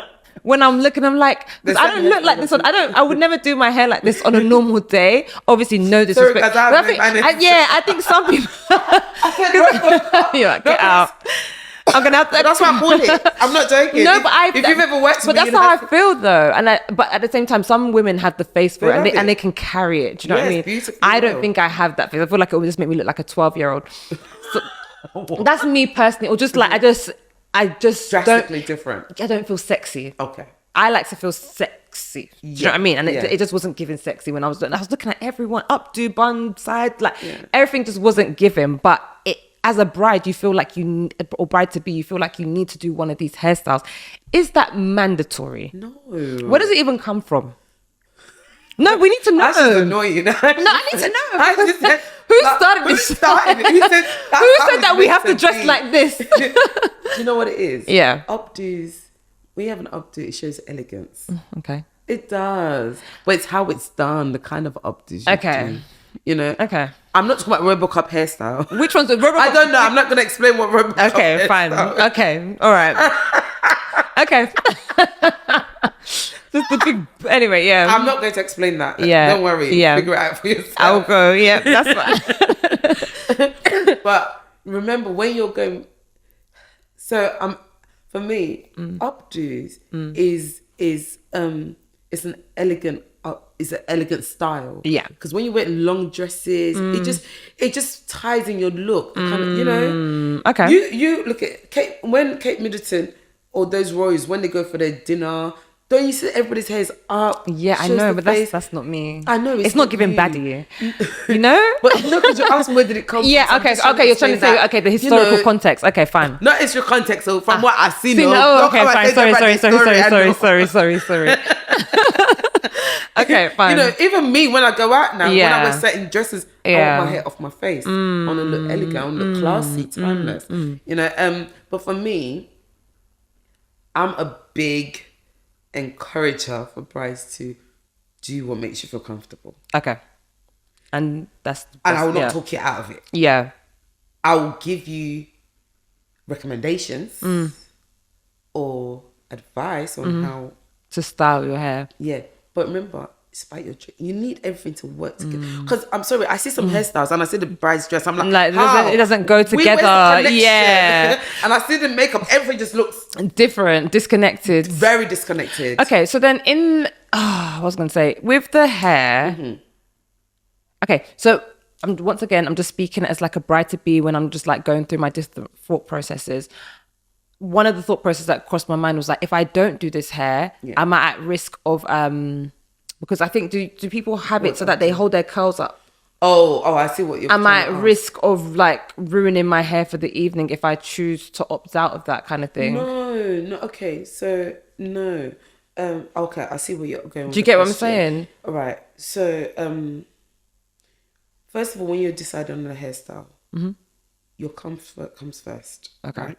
So if you're a bob girl and that's what makes you feel comfortable, do your bob. It's that simple. Okay. However, it's important that, like I mentioned before, your hair ties in with your dress. So certain hairstyles, so some brides would choose certain hairstyles so that it can work for their evening look. Okay. Or a style that can be transitioned into an evening look. And that comes from, I don't want to book the hairstylist to stay for the full day. Aha. Yeah. That's very good to know. So, which means, Deborah, you see this hairstyle that I'm doing? Can I take it down in the evening because my dress, you know, will suit hair down. Okay. Do you need to be here? Because obviously, if you're booking a hairstyle for the full day, it's more expense. Of course. Right? So that's a very good thing to know. Because if we're talking about being cost effective, exactly, that does help. That does someone help. Be cost effective. 100%. Okay. But if you've had your hair down for the whole day, obviously the curls will drop eventually. Yeah, or it will not look as tidy as it did in the morning. So sometimes if you know that you want the two different looks, or you're wearing two different dresses, it's either I'm going to have my hair up and just have that frat the whole day to also go with my second dress, or I'm going to have my hair up in a certain way so it would work. Okay. So when I take it down, I can take it down myself. Okay. So it would work. And with my do a lot of brides do, because these are the things that we don't see. We don't. I didn't know that was. I didn't know that people were taking these hairstyles down themselves. I thought that the hairstylist was staying. No. So that they could. Yeah. That service, you need to remember that's a separate service to do the hair. If you book if it's a separate service to style your hair in the evening. Oh yeah, to style your hair in the evening. So if you want the hairstylist to stay for the whole day, which will include touch-ups. Yeah. As well. Yeah. Yeah. And then you've got some brides that'll say, I can't afford that. Yeah. Yes. I just want you to do the initial style in the morning, and I will do the rest myself. Okay. Or I'll just get my friend to do it. Okay. Of course, why not?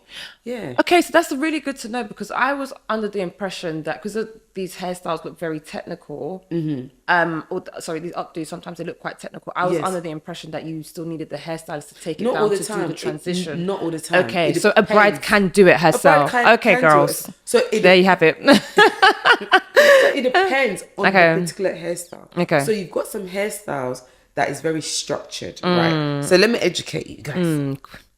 Welcome. Yeah, we're DL school. We're going to DL school. So you've got the structured hairstyles, and then you've got the textured hairstyles, right?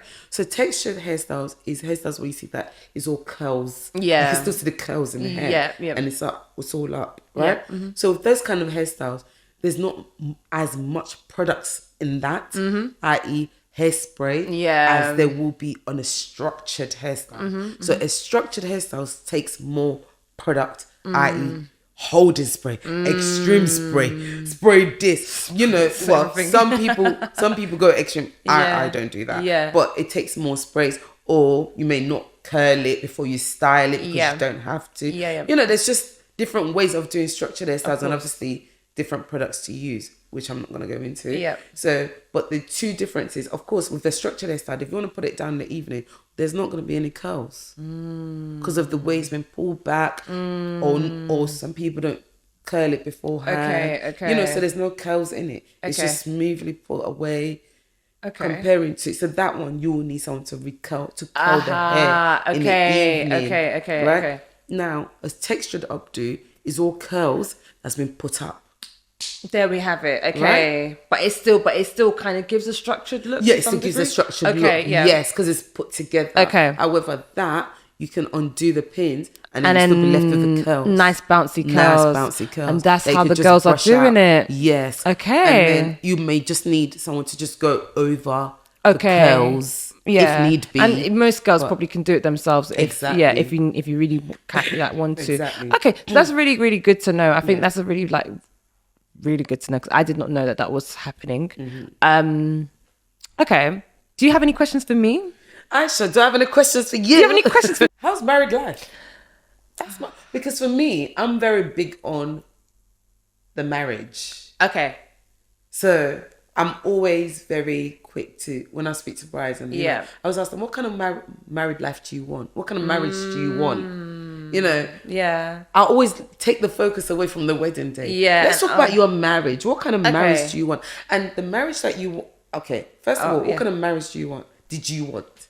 And would you say you're in that kind of marriage that you thought you wanted? Yeah. Hallelujah. Yeah. I would definitely say I always wanted to kind of get married young-ish. I always knew that like by 27, I want to be married or at least engaged. And that happened. But it's funny because you said by 27 you knew you wanted to be married and be engaged. You know, you knew that. Yeah. But did you know the kind of marriage you wanted at 27? The kind of marriage? That's a very good question. Because I'm thinking about me when I was 27, I'm not thinking about the kind of marriage I want. I wouldn't say I knew what I wanted, but I knew what I definitely do not want. Okay. And that shapes everything to allow me to have what I do want, if that makes sense. Yes. So I knew, I'm trying to think without getting too personal and shading anybody. Of course. Okay, let me just say, but I just knew that like, I want a man to very basic respect me. Yes. I want to be seen and heard. Yes. I want someone, like for me, I like to think I'm quite an ambitious woman. So I need a man that is going to support me. A supportive husband. So a supportive husband. Do you know what I mean? Not someone that I've seen uncles like get jealous of their wives for doing really well. Yes. And that's what I don't want. So obviously, so long as I don't have that, yes, I'm good. You're good. And you're good with everything else that comes with it. So in terms of married life has been good. I think there was probably a lot of like fear, like being pumped in terms of like, you know, when like you get married. Well, I said this on Edith's podcast, but I'll say it again here. One thing that massively helps is that when you live with your partner before getting married, it kind of helps. Okay. So we lived together before we got officially married. Yeah. And for me, it helped because when we've come back from Greece, it's like, okay, we'll just business as usual. Go to your room. Yeah. We've already kind of ironed out like all the differences before coming back from our wedding. So if it wasn't like, okay, now let's start this journey together, it's kind of like we already started it, and it's kind of like, okay, I know your annoying things and you know mine, so let's just figure it out. And then having a baby on top of it. So I was one of the brides that, you know, as soon as the wedding's done, baby. That's my hands.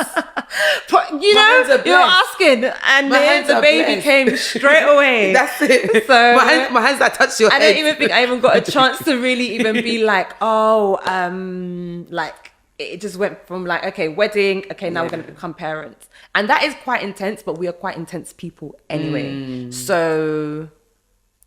Do you know what? Congratulations, by the way, on the baby. Thank you. I'm glad you mentioned, you know, you having a baby straight away. Yeah. And one thing I do always say to my brides, my brides personally, is when I ask them about, you know, children, and they say, oh, we're planning for 2 years after or whatever, I always say, don't do that. Because a lot of people don't realise is no one knows if they can have kids until they start trying. That's the scary thing as well. No one knows. How you even have the kids when you have the kids. That's it. So if that's your heart desire, just let life happen. Yeah. You know, don't get me wrong. You have to want it though. Yes. No. Absolutely have to want it. No, that's what I'm saying. If that's your desire. Not just like, oh, it's not. It's not. You have to like... If that's what you want, if that's what your heart desires, let it happen. Yeah. You know, don't think too deep into it. Yeah. That's just literally what my piece. No, I agree. Piece of advice. I thought I was going to be like, just on the topic of birth a little bit. I thought I was going to be one of those women that like have a natural birth, and I thought mine was going to be like airy fairy, like water birth. Hey, mine was a complete opposite. You got the water. I didn't get wet water where I had a straight C-section. Wow. Yeah, and like 6 weeks recovery from that. Like I was not mentally prepared. Well, obviously, you can't really mentally prepare for that anyway. But of course, you just don't know. No, that's the thing. And I thank God that like, okay, I knew, okay, I can have a child. Thank God. But even then, like, you don't know what kind of birth you're gonna have. No, you don't. Or birthing experience you're going to have. So yeah, no, I agree with you on that. But I definitely, at the same time, think people have to want it as well. No, you have to want such a massive change. Oh no, and for some people, it really does change their relation. I wouldn't say marriage because a lot of people have the dynamics. Yeah, that's what I say. The only thing that should really be changing the dynamics of your relationship is having kids. Exactly. Another question I have for you actually is, what advice would you give soon-to-be brides? Soon-to-be brides. About not wedding day, marriage. Actual marriage. Oh wow. So in terms of actual marriage, obviously I'm still trying to figure it out. Well, hold on, let me think, because I try not to advise people because I'm still learning. No, it's not advice, because one thing, at the end of the day, we all have something to share. Yeah. We all have something to say. Yeah. But from your experience so far. So ladies, it's not here to be telling you what to do. We're not a marriage podcast. Yeah. Cook for your husband. No. Brush his leg. No. Okay, one thing I would say then is that you have to have a whole load of patience. Yes. Whole load of patience. And I think if you've never had a brother, what I would say is that having a brother is character building for having a husband. Wow. Yeah. I've never thought I have a brother. And is he older than you? No, he's younger than me. He's younger. Okay. I have a younger brother too. So let me ask that. And we used to bump heads a lot when we used to live together. Yeah. And I just used to think, what's wrong with you? But then I actually, obviously married my husband. We began to live together and I realized, some things are just a male thing. Okay. And some things are just women. Like we are actually like two different species. The way we operate is actually just completely different. And you see people like make jokes about like how men move, like men like to have 3 square meals a day, for example, whereas like women, like we can snack here, we have, you know, men are just so different. But I just realized that so why I say that is because if I not had my brother, I would have taken a lot of things that my husband does now very personally and been like, oh, you're really, let's say, inconsiderate, or like greedy. Like men just eat. They just, why do you have to eat everything in the house?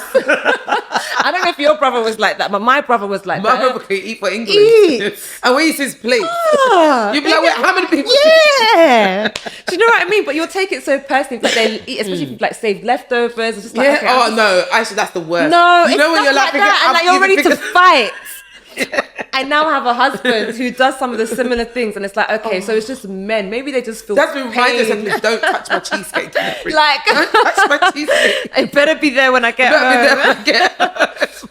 Honestly, so for me, it's like, so I say that to like women who probably have never had a brother. Yeah. Obviously, maybe if you're growing up around men, fair enough. But I feel like you could take a lot of things that they do personally if you don't actually understand like it's true. Why they're operating. Another thing, I don't know. Do you know what? I don't know, because I'm just vibing. One thing I will say is that I'm literally just vibing. I don't subscribe to whatever society says I have to do. No. As a wife. Right. I am Aisha. Mm-hmm. He's your husband. My husband. Yes. The wife title is just a part of it, but it's not who I am. That's right. And even that, I've even applied that to motherhood as well. Like, I love that. I am Aisha. This is my child, and we go on the journey together. Do you get it? Yes. Because I think if you get consumed in that, which I nearly did in the beginning, get consumed in that whole title, like, a wife must be this, and you end up stressing yourself. No, but Aisha, because a lot of these things are not sustainable. No, they're not realistic as well. No, they're not. Just be you. But just be you, 100%. But I do feel like it's important to have moments, brides to be, when you're during planning, wedding planning, it is important to sit down and have a reflection and think, what kind of marriage do I want? Yeah. What kind of wife do I want to be? And it's not what society says. It's for you. At the end of the day, we all are developing, we all are growing, and guess what? You are growing in that marriage, you're developing in that marriage. Who you were at the beginning, the day you got married, is different to the person you'll be 1 year later, your anniversary, second year, third year, but it's important to have some kind of vision of the kind, because brides are so engrossed in just the wedding day. The wedding day and that's separate from the marriage. So that's why I always have that conversation with my brides. Whenever I get the opportunity what kind of wedding, what marriage. So I wouldn't say it's part of the checklist for Dear Bride, no. So when I have the opportunity to have that conversation, I would ask her, say, what kind of marriage do you want? I think it's a good question. Because and a lot of brides don't know, because it's not something they thought about. It's very thought-provoking, because all you've been thinking about is this big wedding thing in the front of your face the whole time. No, I get it completely. Yeah, for me, but that's just been me though. I just don't care what other people think. Aisha, me and you're the same. So I just live my life. Whoever's gonna flog me. Like I'm not gonna overextend. I'm not gonna do things I know I can't do in the long run. Do you know what I mean? I'm not gonna behave in a certain way that I know that I can't. Let's say I'm not someone that calls people every day. I'm not gonna start calling you every day to impress you. Yes. As a soon-to-be family member or even current family member, that's not me. Of course. So I just do me. You ever love me? And I think people appreciate authenticity anyway over everything. Yeah, exactly. I think that's more appreciated. When you try too hard, you end up falling on your face anyway. So for me, that's that. There's loads to it, but yeah, I think and communication. Obviously, like you said, I think if a bride needs to know what her marriage is going to look like, you need to communicate that with your husband as well. What are your expectations of me? Also communicate to him what you are willing to do and willing not to do. Thing of expectations of me. No, please apply that even in friendship. Do you know what's funny? Oh, we didn't even get to talk about bridesmaids. I think she's going to come and cut herself. And we haven't done